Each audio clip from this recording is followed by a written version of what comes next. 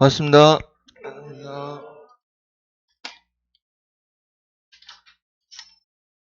오늘 책은 저기 482페이지 펴볼까요? 거기 건축법 나와있죠.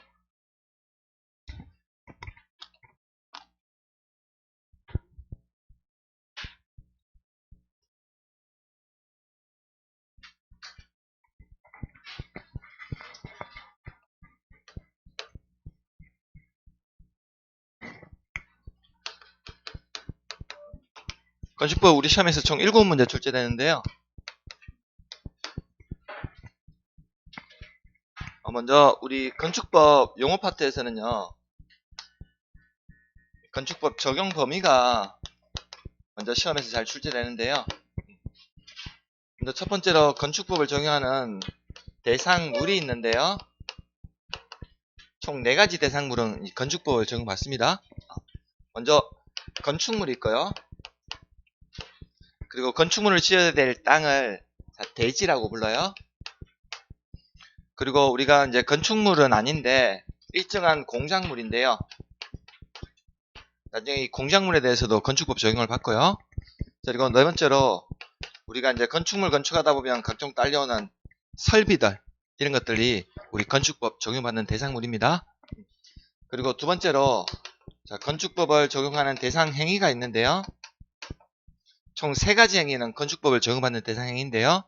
먼저 첫 번째로 건축 행위가 있고, 두 번째가 대수선 행위가 있고요. 그리고 세 번째로 용도 변경 행위 3가지가 이 건축법을 적용받는 대상 행위입니다. 그리고 세 번째로 건축법을 적용하는 대상 지역은요. 우리나라에서 도시지역 같은 데서는 건축법에 전부를 적용받는데, 다만 우리 도시지역이 아닌 지역에서는요. 건축법에 일부 규정만 적용한다는 겁니다. 그래서 건축법은 전부 적용하는 지역과 일부 적용하는 지역으로 해서 총 2가지로 나뉘어요. 그래서 책을 보시면 거기 먼저 482페이지에 건축법 적용 대상에서 먼저 대상물이 먼저 나있는데요. 나중에 이거 보시면 거기 1번에 건축물 등이라고 나있습니까? 482페이지에. 먼저 우리가 건축법 적용받는 대상물 중에서 이 건축물이라고 하는 것은요. 이 3가지 중에 한 가지 요건만 갖추더라도 건축물로 인정해 줍니다. 그러면 일단 건축물이 되기 위해서는 토지에 정착이 된 공작물 중에서요. 반드시 뭔 있어야 되냐면 지붕은 반드시 있어야 돼요. 지붕과 기둥 또는 지붕과 벽이 있는 것, 이것을 건축물이라고 정의하고 있습니다. 그래서 우리 책에 보시면 토지에 정착하는 공작물 중에서 지붕과 기둥이 있습니까? 그게 또는이라는 단어 있죠? 그 또는이라는 단어 다음에 뭐가 생략됐냐면 지붕이라는 단어가 생략됐어요. 그래서 지붕과 기둥 또는 지붕과 벽이 있는 것, 이것을 건축물이라고 부른다고요? 그러면 우리가 건축물을 건축하다 보면 여기에 딸려오는 시설물들 있죠? 대표적으로 담장이나 대문 같은 거 있습니까? 담장, 대문 이런 것들도 딸려오는 거다 보니까 이것도 건축물로 인정해 주고요. 그리고 반드시 건축물이 되기 위해서는 지표 위에 건축해야 되는 것만이 건축물이 아니라요. 지하나 고가에 설치하는 공작물 중에서요. 이게 용도가 사무소나 공연장, 점포나 차고, 창고 용도로 쓰이는 거 있습니까? 이런 것들도 건축물로 인정해 준다는 겁니다. 그래서 건축물이 되기 위해서는 반드시 지표 위에 건축하는 것만이 아니에요. 지하나 고가에 설치하는, 우리 지하에 설치하는 점포 같은 걸 뭐라 부르죠? 지하상가. 우리 저기 대구의 바늘당역 같은 데 가면 도시철도가 타고 에스컬레이터 타고 올라오다 보면 거기 지하상가 있습니까? 이런 것들도 건축물로 인정해 주겠다는 겁니다. 그러면 책을요 489페이지 살짝 한번 넘겨볼까요? 498페이지네요. 여기 498페이지 보시면 그 파란색 박스 4번에 밑에 양갈로 3번 있습니까? 밑에 양갈로 3번. 498페이지. 3번에 보니까 건축법 적용 제외 대상 나있습니까? 자, 그러면 이 말은 뭐냐면요. 자, 지금 우리가 건축물은 이 세 가지 중에 하나만 갖추면 건축물로 인정해 주는데, 다만 이 건축물 중에서 자, 건축법을 적용하지 않는 건축물이 5가지가 있다는 거거든요. 그래서 양가는 3번에 그건 건축물은 건축물인데 건축법은 적용하지 않겠다는 겁니다. 사실 이게 좀 앞에 있어야 되는데 우리 책으로 보면 좀 뒤쪽에 있거든요. 그래서 건축법 적용 제외 대상 건축물은요. 그게 문화재보호법에 따른 지정문화재나 임시지정문화재 있습니까? 이 문화재에 대해서는 건축법 적용하지 않고요. 자, 두 번째로 철도나 궤도 선로 부지에 있는 운전 보안시설, 보행시설, 플랫폼, 급수급탄, 급유시설이 있습니까? 이거에 대해서도 건축법 적용하지 않습니다. 그리고 세 번째 보시면 고속도로 통행료 징수시설 있습니까? 이건 뭐 얘기하는지 아시죠? 톨게이트. 우리 톨게이트에 있는 요금 징수시설 있죠? 이거 적용하지 않고요. 네 번째로 컨테이너를 이용한 간이 총구가 그 공장 용도 있죠? 이 공장 용도로서 이동이 쉬운 것, 이것만 건축법 적용하지 않습니다. 자, 근데 우리가 만일에 컨테이너 있죠? 컨테이너 이게 만일에 주택 용도로 쓰면 어떻게 될까요? 컨테이너를 주택 용도로 쓰면 적용받습니다. 건축법 적용받는다고요? 다만 컨테이너는 공장 용도로서 이동이 쉬운 것만 건축법 적용하지 않아요. 자, 그리고 다섯 번째 보니까 하천구역 내 수문조약실 있습니까? 이건 뭐 얘기하는지 아세요? 우리 4대강 사업하면서 저 혹시 7곡의 강정보 이런 거 들어보셨나요? 강정보. 그런 거 얘기해요? 수문 조작하는 거. 이것도 건축물로서의 요건은 갖췄지만 다만 건축법 적용하지 않겠다고요? 이 5가지는요. 자, 그래서 책을 다시 앞으로 넘어오시면요. 자, 우리가 건축물을 하면 토지에 정착된 공작물 중에서 지붕에 기둥이 있거나 또는 지붕에 벽이 있는 것을 얘기하고, 그리고 이에 딸린 시설물이나 지하나 고가에 설치하는 공작물 중에서 사무소 공연장, 첨보 차고 창고 용도로 쓰이는 것을 건축물이라 부르는데, 다만 이 건축물의 요건은 갖췄지만 건축법은 적용하지 않는 건축물이 5개가 있다는 거죠. 자, 그럼 책을 앞으로 오시면 482페이지에 박스 2번에 대지라는 표현 나와 있습니까? 자, 그러면 건축법상 대지라고 하는 것은 공간 정보의 구축 및 관리 등에 관한 법률 나와 있습니까?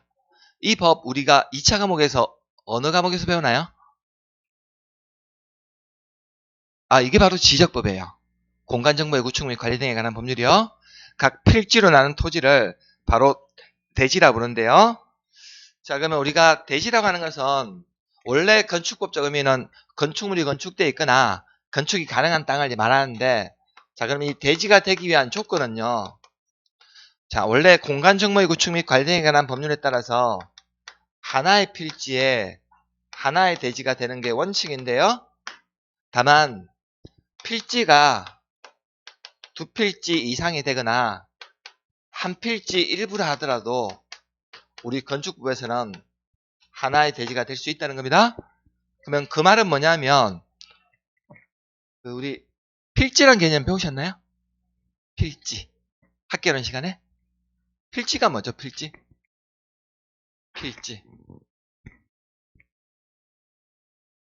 학교 이런 시간 배우셨다면서요? 필지란 개념. 배운 지 좀 오래됐습니까? 자, 필지라고 하는 것은 토지의 등록 단위를 얘기하는데, 필지는 법적 개념으로 분류한 거 아닙니까? 필지는. 획지는 경제적 개념으로 분류한 거거든요. 우리가 학교 이런 시간에 배울 때. 그래서 똑같이 토지의 등록 단위인데, 필지는 법적 개념으로, 획지는 경제적 개념으로 접근한 거예요. 학교 이런 시간에 배웠을 거예요. 자, 그러면 이 토지의 등록 단위인 법적 개념인 필지에 따라서 하나의 대지가 되는 게 원칙이란 말은 뭐냐면, 나중에 건물을 지을 때는 하나의 필지에만 맞춰서 건물을 지어야 되거든요. 근데 만약에 필지가 2개 이상이 되거나 하나의 필지의 일부를 하더라도 우리 건축부에서는 하나의 대지로 간주해서 건물을 지을 수가 있다는 표현이에요. 자, 그래서 밑에 보시면 양갈로 이번에 둘 이상의 필지를 하나의 대지로 할 수 있는 토지가 있고, 양갈로 3번에 하나 이상의 필지를 하나의 대지로 할 수 있는 토지 나와 있습니까? 자, 그래서 우리 건축부에서는요, 여기까지만 딱 나오고요. 자, 밑에 박스에 깊은 내용 있죠? 그 깊은 내용에 대해서는 우리 심에서 한 번도 안 났어요? 그 깊은 내용에 대해서는. 다만 우리가 공시법 과목 공부하시다 보면, 자, 서로 다른 필지를 하나로 합병할 수 있는 요건이 있습니까? 필지를 서로 합병할 수 있는 요건. 그건 우리 공시법에서는 잘 물어보거든요. 근데 공법에서는 안 물어봐요? 공법이라는 과목에서는요. 자, 그리고 밑에 보시면 이제 483페이지에 3번에 건축 설비 있습니까? 자, 우리가 건축물 건축하다 보면 각종 딸려오는 설비들 얘기하는데요. 전기나 전화, 초고속 정보통신 설비, 지능형 홈네트워크 설비나 가스급수 배수, 냉난방, 소화나 배연, 굴뚝 승강기 있죠? 피대침, 국기계양대, 안테나나 우편함, 저수조, 각종 이런 설비들을 바로 우리가 건축 설비라 부르는데, 자, 우리 세 번째 보시면 승강기 있습니까? 승강기가 뭐 얘기하신지 아시죠? 엘리베이터? 얘기하는 거예요? 자, 그러면 우리 거기 승강기 밑에다가요, 이렇게 적어두세요. 560페이지라고요? 혹시 우리 건축부에서요, 엘리베이터 있죠? 엘리베이터 의무적으로 설치해야 되는 층수 몇 층으로 많이 알고 계세요? 엘리베이터 의무적으로 설치해야 되는 층수. 많이들 5층으로 알고 계시거든요. 6층에 6층? 우리 건축부에서. 자, 560페이지 살짝 한번 볼까요?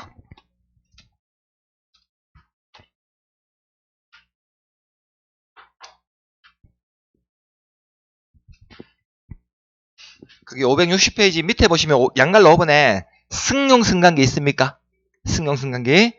자, 동그라미 1번에 설치 대상 보시면, 자, 건축주는요, 거기 6층 이상 있습니까? 6층 이상 밑줄 꺼두세요. 으로써 연면적이 얼마입니까? 2000제곱미터 이상이죠? 연면적 2000제곱미터 이상 밑줄 꺼두세요. 건축물을 건축하고자 하는 경우 반드시 승용 승강기 설치해야 됩니다. 자, 이게 바로 우리 건축부에서 얘기하는 승용 승강기, 엘리베이터 설치 기준인데요.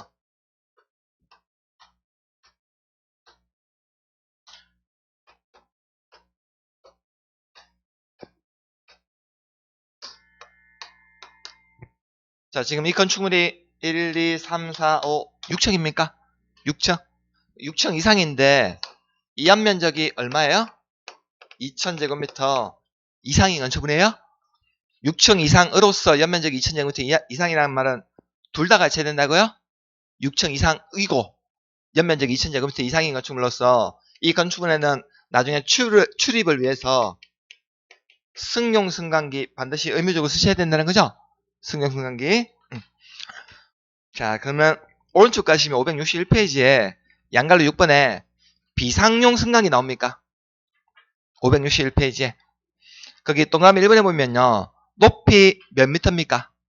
31m예요? 그 높이 31m를 넘는다는 말은 넘는 초과임이에요?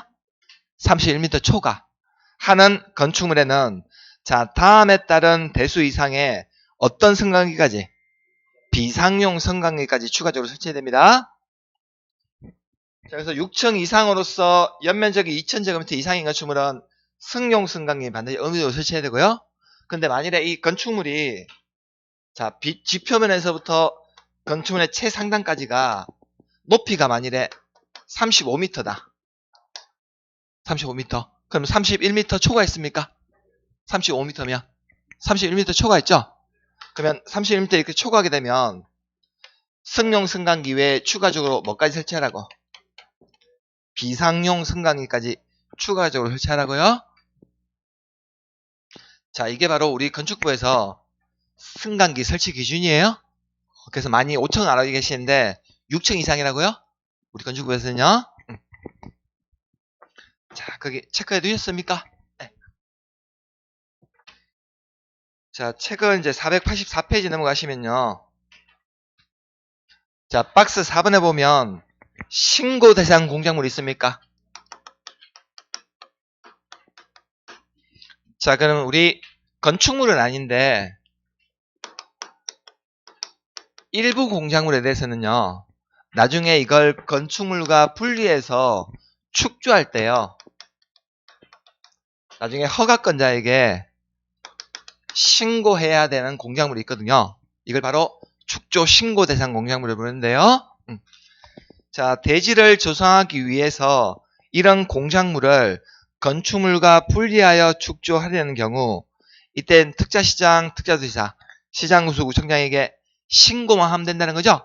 그래서 이게 바로 축조 신고 대상 공작물인데요.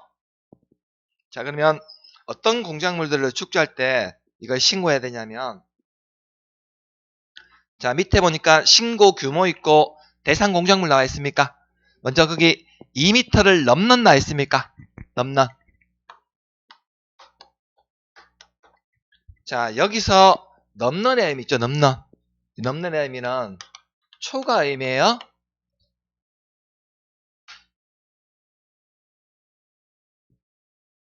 자, 우리가 앞으로 특히 저기 건축법 공부하시다 보면 이런 표현들이 많이 나오는데요.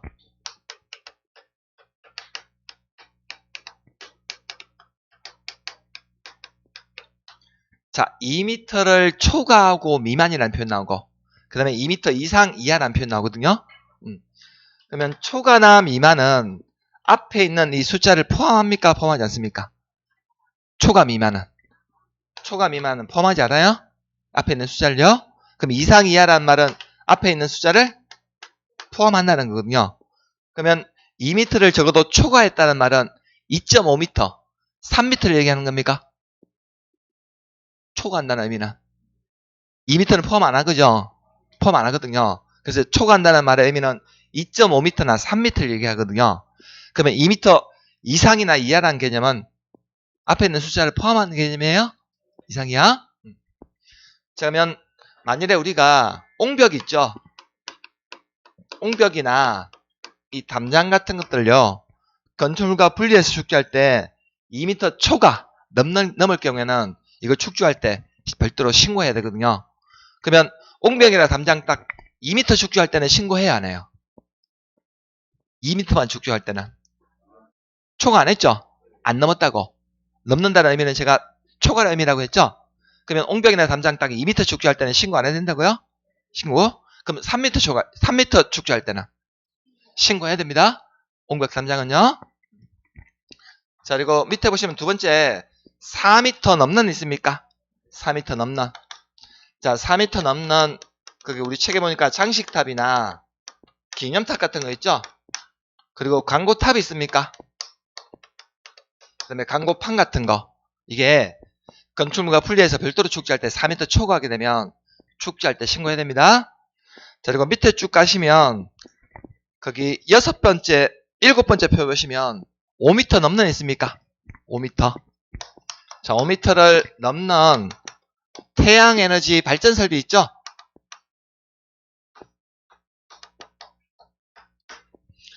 자, 그리고 위로 오시면요, 세 번째 줄에 6m를 넘는 있습니까?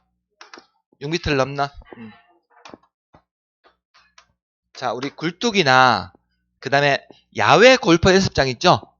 야외 골프 연습장에 보시면 공 밖에 나가지 말라고 그 야외 골프 연습장 삥 둘러가지고 그물 쳐놨습니까? 그물 같은 거, 초록색 그물 쳐놨죠? 그럼 초록색 그물 거기 올라가 있는 철탑이 있거든요. 철탑. 그리고 통신용 철탑이 있습니까? 이런 것들이 6m 초과하게 되면 축조할 때 신고해야 되고요. 자, 그 다음에 8m는요. 8m를 넘는 있고 8m 이하가 있거든요. 그래서 네 번째 줄하고 다섯 번째 표 있습니까? 그 8m를 넘는 고가 수조 있습니까? 자, 이거 물탱크 얘기해요? 물탱크? 그리고 8m 이하에 거기 기계식 철골 조립식 주차장 있습니까? 이거 기계식 주차장은 뭐 얘기하는지 아세요? 기계실이나 철골 조립식 주차장. 우리 뭐냐면 우리 3층 정도나 3, 4층 정도에 이렇게 오래된 상가 있는 건축물 보시면요. 예전에는 이런 오래된 상가 건축물은 저기 주차장을 확보 안 했거든요. 주차장을. 그래서 지하에 주차장이 없다 보니까 이 상가 건물 중간에 보면 3층, 4층 정도의 오래된 상가. 중간에 보면 이렇게 기계식으로 만들어가지고 차 딱 들어가면 이렇게 삥 둘러서 이렇게 내려오는 형태로 만든 주차장 보신 적 있습니까? 기계식. 철골 조립식 주차장. 차 딱 들어가면 위로 올라갔다 이렇게 돌아서 내려오는 거. 이런 구조로 만든 주차장. 이런 주차장이 8m 이하일 때는요. 공작물로 봐서 우리 건축부에서 축조할 때 신고하면 됩니다. 근데 이게 만일에 8m 주차장이 초과하게 되면요. 주차장법에서 허가받아야 되거든요. 8m 초과하면. 그래서 주차장법에서 허가받으면 까다롭다고요. 그래서 이게 8m 이하로 축조할 때는 공작물로 봐요. 그래서 축조할 때 신고하면 된다고요. 그래서 보통 이런 주차장 만들 때는요. 거기 2층으로 만들거든요. 2층 높이로. 그래야지만 8m 이하가 되다 보니까. 자, 그리고 밑에 보시면 6번째 표니까 거기 바닥 면적 30 나와 있습니까? 자, 바닥 면적이 30제곱미터를 넘는 이에요. 지하 대피요. 이거 나중에 축조할 때요. 공작물로 봐서 축조할 때 신고하면 됩니다. 자, 그래서 우리 이게 시험에 가끔씩 잘 나오거든요. 신고 대상 이 공작물에 대해서요. 자, 그래서 우리 보시면 옹벽이나 담장은 2m입니까? 그래서 옹담이라 불러요? 옹담이라 부른다고. 깊은 산속 옹달샘이 아니고 옹담이라고요? 옹벽 담장은 2m라고요? 미터? 자, 그리고 우리 보통 뭐 광고 하시는 업주들이요. 광고업자들이 자, 광고나 물건 같은 거 광고하기 위해서 장식을 해놓죠. 광고하거나 장식. 그럼 광고나 장식하는 이유는 소비자들한테 물건을 어떻게 하려고? 사라고. 물건 많이 사라고. 광고한다는 거죠. 그래서 광고탑은 몇 미터라고? 소비자들한테 물건을 많이 사라고요? 광고하거든요. 그래서 광고탑은 4m라고요? 4m? 그 혹시 몇 년 전에 그 송중기하고 송혜교 커플로 맺어졌던 드라마 기억나십니까? 태양의 후예라고. 이번에 속편 만들거든요. 태양의 오해라고.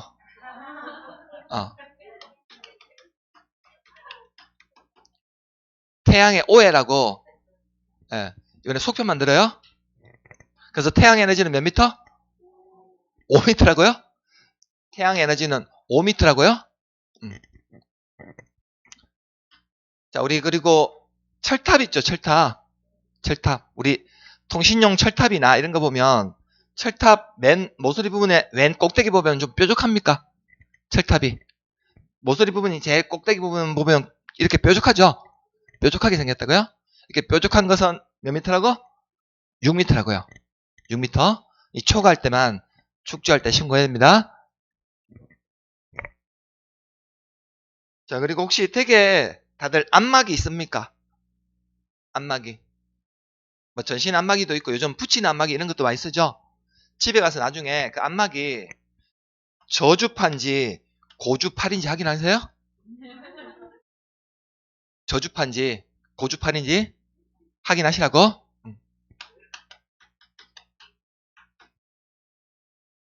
자, 다만 고가 수준은 8m 넘는 이고요. 주차장은 8m 이하예요? 넘는 이하? 자, 됐습니까? 네. 그래서 나중에 좀 기억을 하기 쉬우시게 이렇게 좀 안 깔짝 따가지고요. 이렇게 좀 기억해 두세요. 그래서 옹담이, 광고사, 태양호, 그 다음에 뾰족은 6녀, 그 다음에 고주팔, 이 정도는 기억해 두세요. 시험에서 이렇게 단답형 문제를 물어보거든요. 이 문제는요. 자, 이제 밑에 보시면 박스 4번에 건축법 적용 대상 행위 나와 있습니까? 자, 이제 대상물이 다 끝났고, 자, 대상 행위 중에서, 자, 첫 번째로 건축 행위가 나와 있는데요. 자, 그러면 건축 행위라는 것은 총 5가지 행위를 얘기하는데요. 먼저 신축이 있고요. 자, 두 번째로 증축이 있고요. 자, 세 번째로 개축. 네 번째로 재축. 다섯 번째로 이전하는 행위. 이 5가지 행위를 바로 건축행위라고 부릅니다. 자, 그럼 먼저 1번에 보시면 자, 첫 번째 표에 보니까 신축 나와 있습니까? 484페이지 맨 밑에 하단에. 그다음에 신축이라는 것은 건축물이 없는 대지라는 거죠. 자, 이걸 우리가 학개론에서 뭐라고 배우셨나요? 건축물이 없는 대지. 나지라 배우셨습니까? 나지에다가 자, 새로운 건축물 축조한 행위를 바로 신축이라 부르는데요. 그럼 이 신축 행위는 자, 부속 용도인 건축물이 있는데 여기 옆에다가 주된 건축물 축조한 행위까지를 바로 신축이라 부릅니다. 건축물이 없는 대지에 거기 두 번째 줄에 보시니까 새로 건축물을 축조하는 것이라고 나와있죠. 다만 부속 건축물만 있는 대지에 주된 건축물을 축조하는 것을 포함합니다. 자, 그럼 오른쪽 가시면 위에 증축 나옵니까? 자, 증축이라고 하는 것은 자, 기존 건축물이 있는데요. 이 기존 건축물에 건축 면적이나 연면적이 있습니까? 그리고 높이나 다 층수가 더 늘어난다는 거죠. 늘어난다는 말은 더 증가되면 이때는 증축에 포함이 된다고요. 자, 기존 건축물이 있는데 건축 면적이나 연면적, 높이, 층수가 더 증가되면 이건 증축이라고 부릅니다. 그럼 증축은요, 어떤 행위까지 포함하냐면 자, 주된 건축물이 있는데 이 주된 건축물에다가 부속 용도인 건축물을 축조하게 되면 이것도 증축이에요. 증축. 부속 용도인 건축물이 있는데 옆에다가 주된 건축물을 축조하면 신축. 신축. 주된 건축물이 있는데 부속 용도인 건축물을 축조하게 되면 증축이라고 부른다고요. 자, 그러면 세 번째 보시면 이제 개축 나와 있습니까? 자, 기존 건축물의 전부 또는 일부를 그 밑에 줄에 가시면 거기 세 번째 줄로 가셔야 돼요. 기존 건축물의 전부 또는 일부를 나와 있습니까? 세 번째 줄에 거기 어떻게 하고 해체에다 동그라미 써주세요. 그 대지에 종전과 같은 규모의 범위에서 다시 축조하는 것을 말하고요. 자, 재축이라고 하는 것은 기존 건축물이 천지의 지변이나 그 밖의 재해로 멸실된 경우 자, 그 대지의 다음의 요건을 모두 갖춰 다시 축조하는 것을 말한다 했습니까? 자, 거기 멸실에다 동그라미 써주세요. 그럼 멸실됐는데 그 대지에 어떤 요건을 갖춰 축조해야 되냐면 1번에 연면적 합계는 종전 규모로 이하로 할 것 나 있습니까? 그리고 2의 동그라미 1번 보시면 동수, 층수 및 높이가 모두 종전 규모 이하일 것 나 있습니까? 자, 그러면 개축이라고 하는 것은 기존 건축물을 자연재해로 멸실된 겁니까? 개축. 기존 건축물을 자연재해로 멸실된 게 아니에요? 해체했다고요? 자, 그러면 기존 건축물이 자연재해로 멸실되면 재축이죠? 단 개축이나 재축은 공통점이 뭐냐면요. 종전보다 더 커집니까? 종전보다 더 커지면 안 돼요? 종전 규모나 이하로만 축조하는 것만 개축이나 재축이라고요? 자, 이게 고칠개자거든요. 고칠개. 고친다는 말은 인위적으로 해체한다는 거고 이게 다시 제자예요. 한자로 보면. 그러면 재축이란 말은 자연재해로 멸실됐다는 거죠. 무너졌다고. 자연재해로요. 다만 개축이나 재축은 종전보다 면적이나 이런 게 더 커집니까? 면적은 커지면 안 돼요? 종전과 같은 규모로 축조해야 된다고요. 그래야지만 개축이나 재축에 해당이 된다고요. 다만 위에는 인위적으로 해체한 거고 밑에 건 자연재해로 멸실된 차이라고요. 자, 그럼 이제 맨 밑에 보시면 이전 나와 있습니까? 자, 이전이라고 하는 것은 자, 건축물의 주요 구조부를 해체하지 않아요? 해체하지 아니하고 자, 다른 대지입니까? 같은 대지입니까? 같은 대지예요? 이 같은 대지에서 자, 위치만 다른 데로 옮기는 것을 이전이라 부른다고요? 그래서 이전이 되기 위해서는 건축물의 주요 구조부를 해체하면 안 됩니다. 그러면 건축물의 주요 구조부라고 하는 것은 건축물 이런 데서 가장 중요한 6가지 요소를 주요 구조부라고 부르거든요.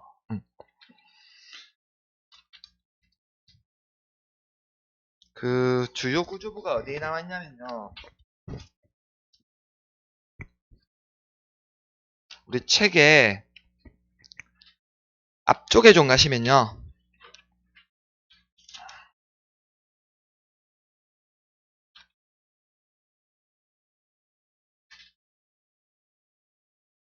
거기 476페이지 있습니까? 476페이지 3번 있습니까? 양갈로 3번. 건축법 용어정에서 양갈로 3번 나와 있습니까? 자, 그러면 주요 구조부라 하면 내력벽, 기둥, 바닥보, 지붕틀, 주계단 이 6가지를 주요 구조부라 부르거든요. 그러면 이전이 되기 위해서는 이 6가지를 해체해요, 안 해요? 6가지 이 주요 구조부를 해체하면 안 된다고요?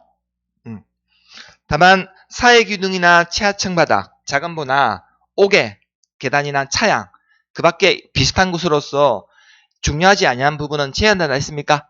그래서 우리 건축물의 주요 구조부라는 것은 이 페이지에 표시되어 있거든요. 476페이지에. 자, 우리가 건축물의 주요 구조부라고 하는 것을 기억하실 때는요. 자, 건물을 밑에서부터 위로 올린다고 생각하시면 돼요. 그러면 우리가 건물을 올리려면요. 건축물을 올리려면 먼저 지붕부터 올립니까? 건축물을 올리려면 먼저 튼튼하게 바닥 공사해야 됩니까? 튼튼한 건축물을 떠받치는 바닥 공사해야 되죠? 그럼 바닥에다가 우리 건물의 제일 기본이 되는 뭘 세워야 돼요? 기둥을 세워야 되거든요. 기둥. 그럼 기둥과 기둥을 이렇게 잡아주면서 비바람도 막고 건물의 어떤 뼈대 이런 것들을 이루는 벽을 쌓아야 되겠죠? 그럼 이 벽 중에서 우리 건축물의 하중을 직접적으로 견디는 벽을 내력벽이라고 부르거든요. 내력벽. 그리고 우리가 건축물에 가장 근간이 되는 보가 있어야 되겠죠? 대들보. 그리고 우리가 나중에 건물에다가 이렇게 지붕 올리려면 지붕 올리기 전에 틀부터 짜야 됩니까? 지붕틀. 자, 우리가 건축물에서 사실은 제일 중요한 게요. 건축물이 모양이 예쁜 게 좋습니까? 건축물 모양이. 사실은 건축물에서는 제일 중요한 것은 안전이에요. 그럼 안전의 핵심은 뭐냐면 화재가 발생했을 때 빨리 여기를 통해서 빨리 외부로 대피를 해야 되거든. 그럼 계단이 필요하겠네요. 계단. 그러면 우리 건축물에 주출입에 이용되는 주계단 있습니까? 주계단. 자, 이 6가지를 건축물의 주요 구조부라고 부릅니다. 자, 그래서 지금 이전에요. 거기 우리 이전 밑에 보면 건축물의 주요 구조부를 해체하면 안 된다고 했죠? 그래서 주요 구조부 거기다가 이렇게 적어두세요. 이전 밑에 있는 주요 구조부 거기다가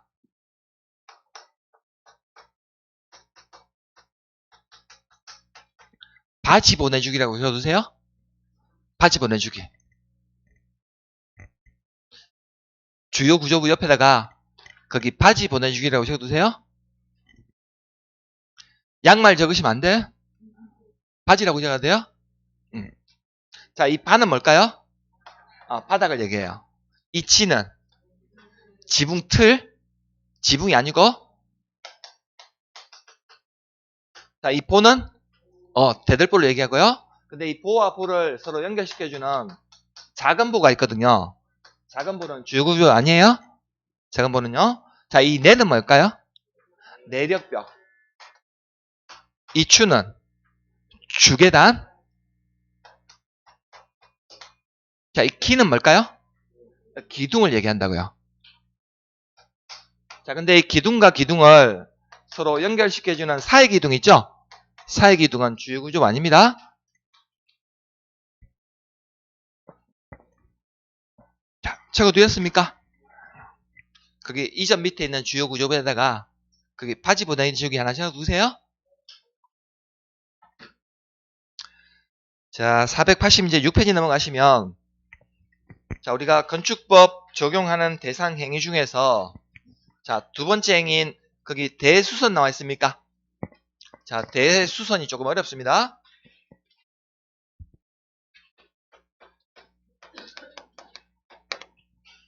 자, 이 대수선이라고 하는 것은요. 자, 건축물의 기둥,보, 내력벽, 주계단 있습니까? 기둥,보, 내력벽, 주계단 우리가 방금 뭐라고 배웠죠? 기둥,보, 내력벽, 주계단. 자, 이걸 주요 구조부라고 부르거든요. 그러면 이 대수선이 되기 위해서는 자, 주요 구조부 등을 자, 증설 해체하거나 자, 수선 변경한 행위를 바로 대수선이라 부르는데요. 그러면 이 주요 구조부 등을 자, 만일에 잘못 해체하죠. 해체. 자, 우리 학원에도 중간에 보면 저 기둥 있습니까? 중간 부분에 저 기둥. 저걸 건축물의 기둥이라고 부르거든요. 만일에 저 기둥 잘못 해체하면 어떻게 될까요? 저 건축물의 기둥을 잘못 해체해버리면 무너진다고. 전체. 그래서 나중에 이 주요 구조부 등을 증설 해체하는 것은 개수와 관계없어요? 개수와 관계없이 무조건 대손이라고요? 단 수선하거나 변경하는 행위가 대수선이 되기 위해서는 이게 개수나 면적과 좀 관련이 있습니다. 그래서 만약에 주요 구조부 등을 증설 해체라는 말이 나오면 무조건 대손이에요? 무조건 대손인데 단 수선하거나 변경하는 행위가 대손이 되기 위해서는 적어도 개수나 면적을 충족해야 된다고요? 그래야지만 대손에 해당이 된다고요? 자, 그러면 이제 보시면 첫 번째 표에 보니까 주요 구조부라고 나와 있습니까? 거기 2번, 3번, 4번을 먼저 보세요. 자, 기둥이 있습니까? 아, 2번이 아니고 2번, 4번, 5번 보셔야 되겠네? 2번, 4번, 5번요. 자, 2번에 기둥이 있습니까? 4번에 보 있나요? 자, 5번에 지붕틀 있습니까? 자, 그러면 기둥을 증설 또는 해체하거나 수선 또는 변경하는 것은 몇 개 이상? 3개 이상 동그라미 써주세요. 자, 4번에 보를 증설 또는 해체하거나 수선 변경은 몇 개 이상입니까? 3개 이상 동그라미 써주세요. 자, 지붕틀도요. 증설 또는 해체하거나 수선 변경하는 행위는 몇 개 이상? 3개 이상 동그라미 써주세요.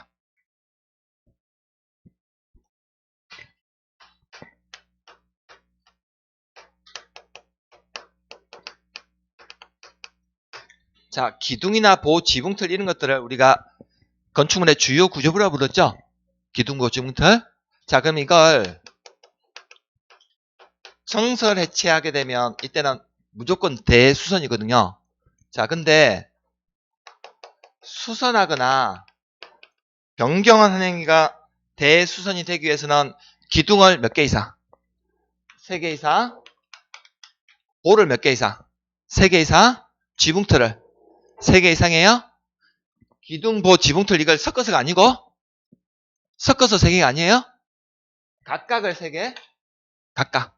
기둥을 3개, 보를 3개, 지붕틀을 3개 이상 수선 변경하는 경우만 대수선이라고요? 자, 그러면 기둥이나 보, 지붕틀 이걸 만일에 기둥을요. 자, 2개만 수선 변경하게 되면 이건 대손일까요? 대손 아닐까요? 아니라고요? 그럼 기둥을 5개 수선 변경하게 되면 대손 맞습니까? 자, 그러면 우리가 지붕틀을요. 1개를 증설 해체하면 대손 맞습니까?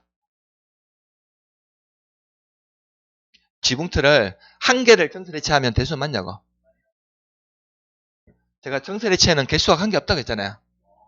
증설 해체는 개수와 관계없다고? 무조건 대손이라고요?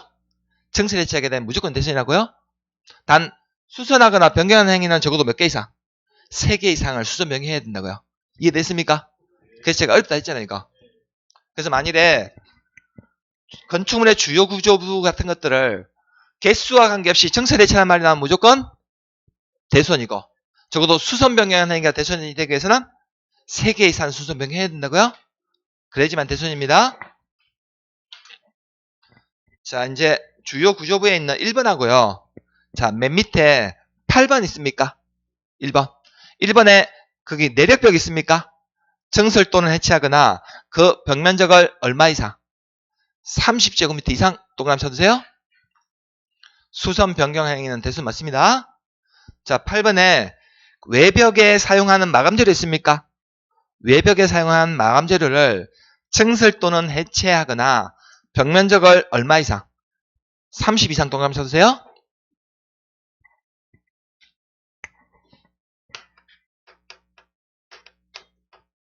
자, 그러면 내력벽이나 자, 외벽의 마감 재료를요.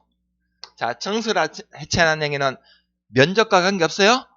무조건 대수선이라고요?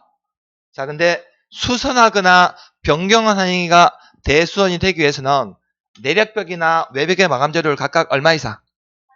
30제곱미터 이상 수선 변경하는 경우만 대수선 행위라고요?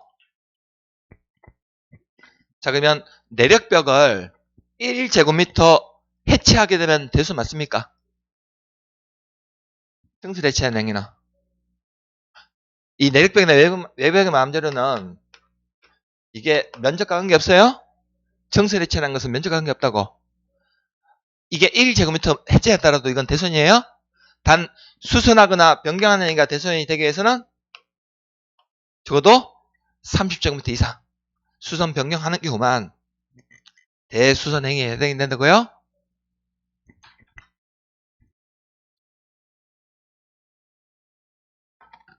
자, 그리고 이제 5번, 6번, 7번 거기 3번하고 6번, 7번 보시면요. 자, 3번에 방화벽 또는 방화구획을 위한 바닥이나 벽, 주계단, 피난계단, 특별 피난계단은요. 자, 다가구의 가구안이나 다살의 세대 간 경계벽을 증설 해체하거나 수선 변경하는 것은 이건 무조건 대손입니다. 자, 그래서 지금 3번하고 6번, 7번은 개수와 관계없어요. 3번, 6번, 7번은 증설 해체하거나 수선 변경하게 되면 무조건 대손인데 단 기둥이나 보호 지붕틀은요.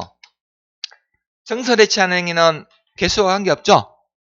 증설 해체하는 와는 관계없다 보니까 무조건 대손인데 단 수선하거나 변경하는 행위는 적어도 몇 개 이상?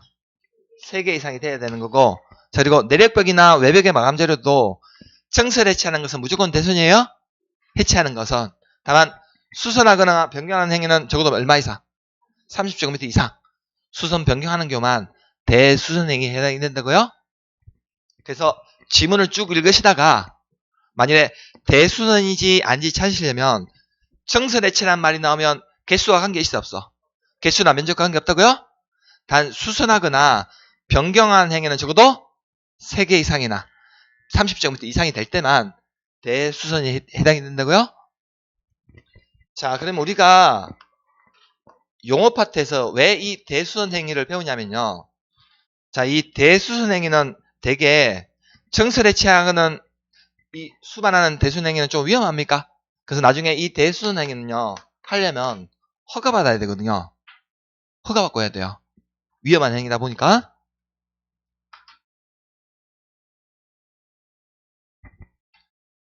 자, 이게 우리 건축부에서 얘기하는 대수선이에요.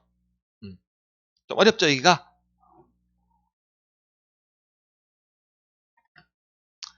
자, 이제 오른쪽 가시면 487페이지에 3번에 용도 변경이 있습니까? 자, 우리 건축법에 보면요. 자, 건축물의 용도가 총 29개 용도가 있거든요.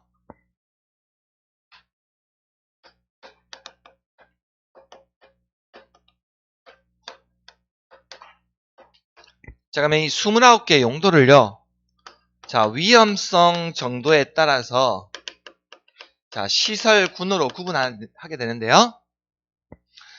자, 그러면 건축물의 용도란 건축물의 종류를 유사한 구조나 이용 목적, 형태별로 묶어서 분류한 것을 바로 용도라 부르는데요. 자, 그러면 우리 책 넘기시면 488페이지 보시면 자, 건축물의 용도 구분과 각 용도에 속하는 건축물의 종류 나와 있습니까? 자, 이걸 건축물의 용도라고 부르거든요. 그래서 1번에 단독주택 나와 있습니까? 그리고 2번 보시면 공동주택 나와 있습니까? 뒤로 쭉 한번 넘겨볼까요? 494페이지까지. 거기 보시면 29번에 야영장 시설 있습니까? 그래서 우리 건축법상 건축물의 용도는 1호 단독주택부터 29호 야영장 시설까지 총 29개 용도가 있거든요. 확인하셨나요? 몇 개 안 되죠? 1호부터 29호까지.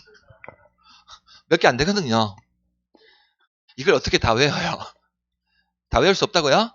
다 외울 수가 없다 보니까 요즘 시험에서는 건축물의 용도군에 따른 건축물의 종류를 최근 시험에서는 잘 안 물어보거든요. 최근 우리 시험에서는. 이런 거에 잘 안 물어봐요. 그럼 나중에 이거 3월달, 4월달 가면 안에 있는 세부적인 내용 한번 보도록 하고요. 중요한 것만 몇 개 제가 가르칠 테니까요. 그럼 495페이지 넘어가시면 양갈로 이번에 용도 변경이라고 했습니까? 그러면 이 29개 건축물의 용도를 위험성 정도에 따라서 9개 시설군으로 구분했거든요.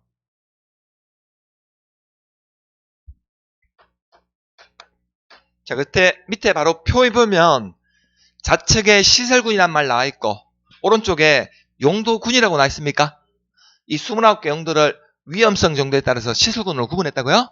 자, 그래서 시설군에 보면 맨 위에 1번에 보니까 자동차 관련 시설군 있습니까? 자, 두 번째는 산업 등의 시설군 있습니까? 자, 세 번째는 전기통신 시설군 있죠? 자, 네 번째가 문화, 집회 시설군 있습니까? 그리고 다섯 번째 파란색. 파란색이 아니고 5번 보니까 영업시설군 있습니까? 자, 6번에 보니까 교육, 복지시설군 있습니까? 7번째 근린생활시설군 있죠?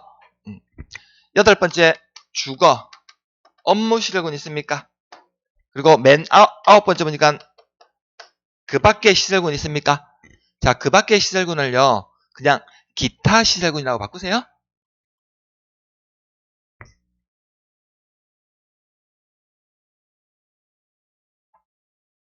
자, 그래서 29개 용도군에 따른 이 시설군은 총 9개로 나뉘거든요. 9개 시설군.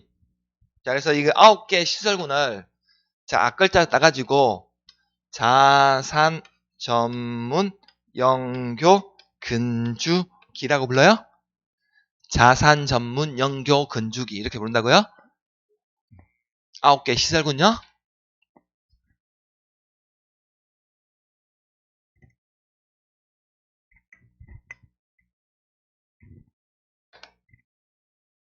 자, 그러면 이 9가지 시설군에 따른 오른쪽에 가시면 이제 용도군 나와 있습니까?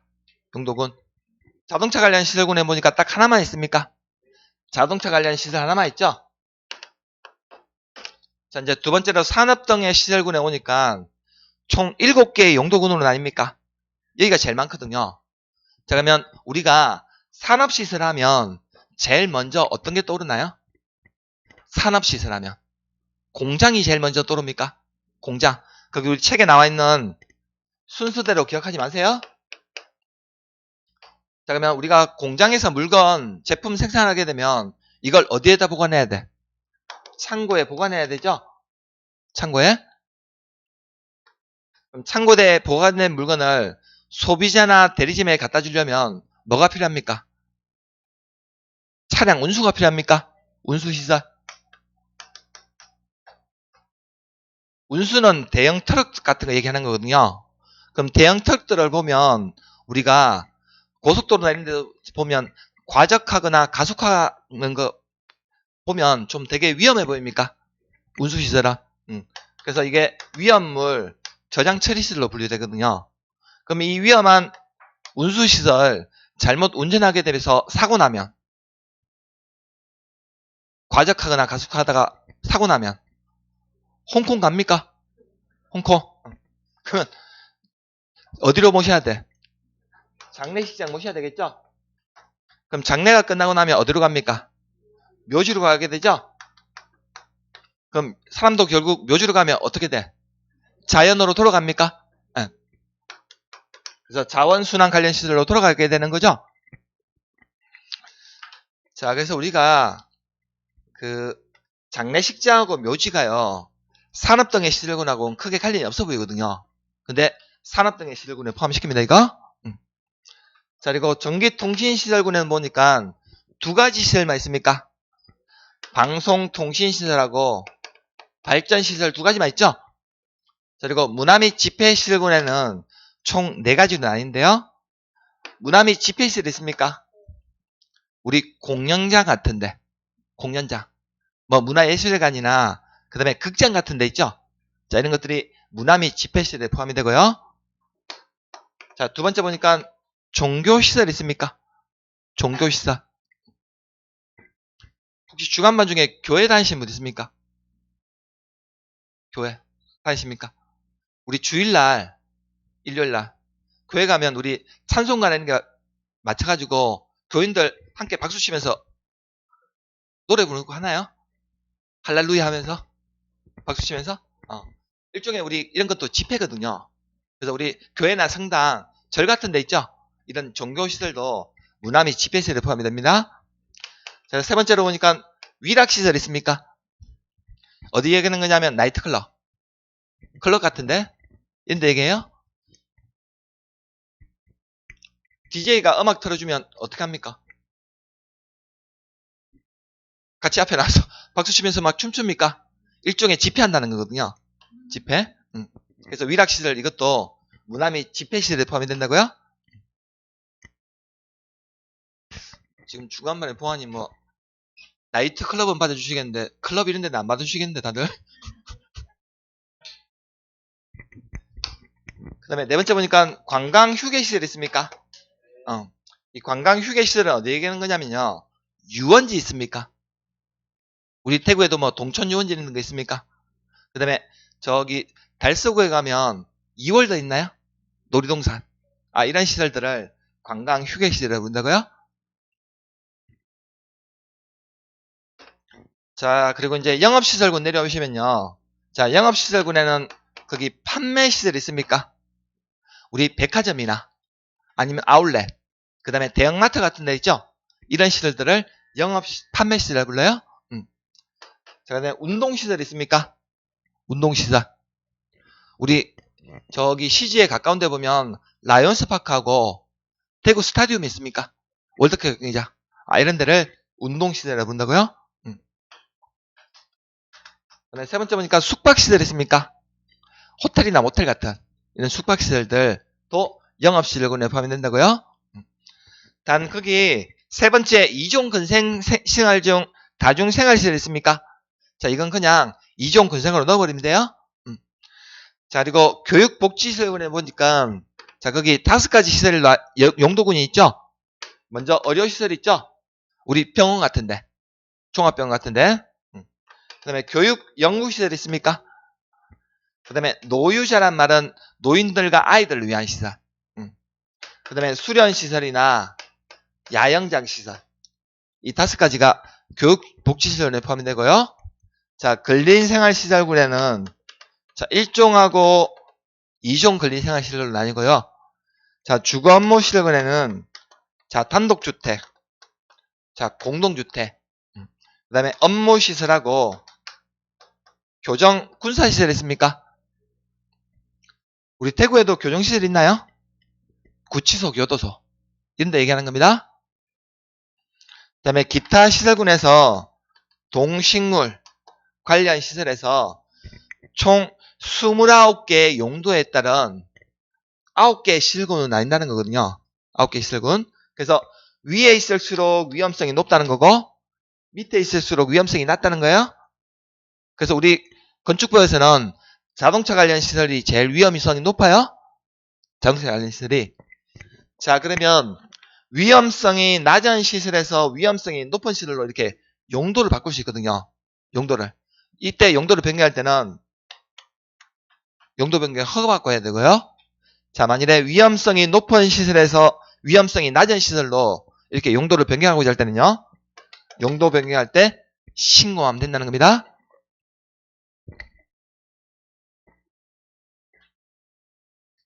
자, 그래서 다음 페이지 보시면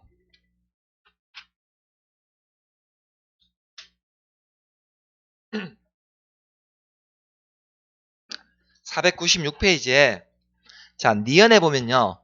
사용 승인 받은 건축물의 용도를 변경하는 자는 자, 아래 표 구분에 따라서 국토교통부 령으로 정한 바에 따라 특자시장, 특자도지사, 시장구수구청장에게 허가받거나 신고를 해야 되는데 각 시설군에 속하는 건축물의 용도를 상위군에 해당하는 용도로 변경할 때는 어떻게 해야 되고 허가 대상입니까?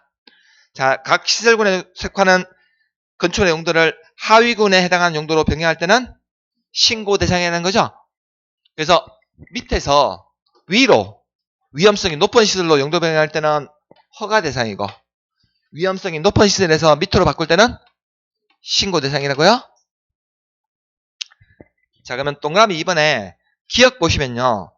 자, 같은 시설군 안에서 용도를 변경하는 자는 국토교통부 령으로 정한 바에 따라서 특자시장, 특자도지사, 시장구수구청장에게 건축물 대장에 기재사항 변경 신청 해야 한다나 했습니까?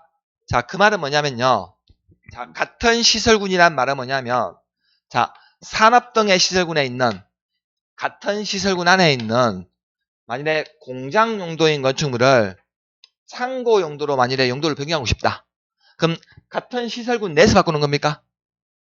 공장 용도로 쓰다가 같은 산업 등의 시설군에 있는 창고 용도로 용도를 변경할 때요. 그럼 이때는 허가받을까요? 신고할까요?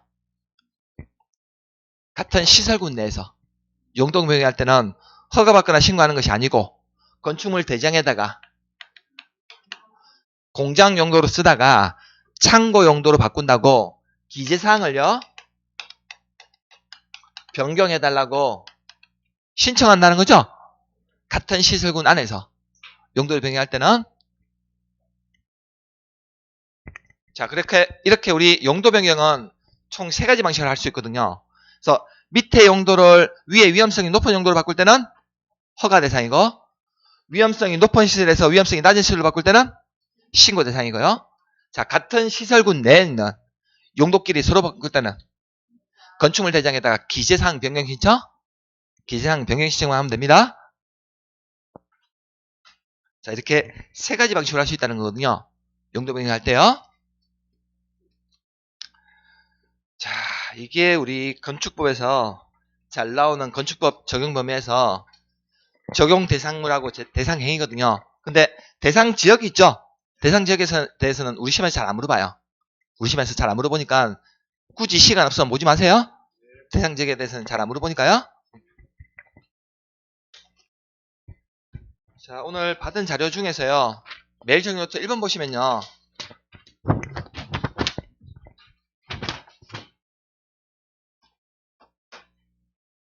자, 1번에 지하의 공작물에 설치하는 점포는 건축물에 해당하지 않습니까? 지하의 공작물에 설치하는 점포도 건축물에 해당되죠?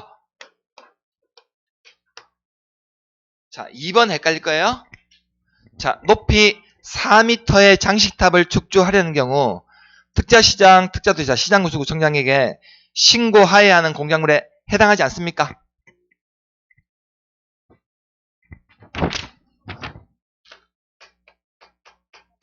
아까 4m를 넘는 장식탑이나 기념탑, 광고탑 같은 거 있죠? 이게 4m 넘어야 돼. 그럼 4m 넘는단 말은 4.5나 5m 되는 경우에만 축조할 때 신고하는 거고, 그럼 4m 축조할 때는 신고 안 해도 돼요? 4m까지 축조할 때는 신고 안 해도 된다고요? 그러면 2번 맞는 점입니까? 틀린 점입니까? 2번 맞는 점이라고요?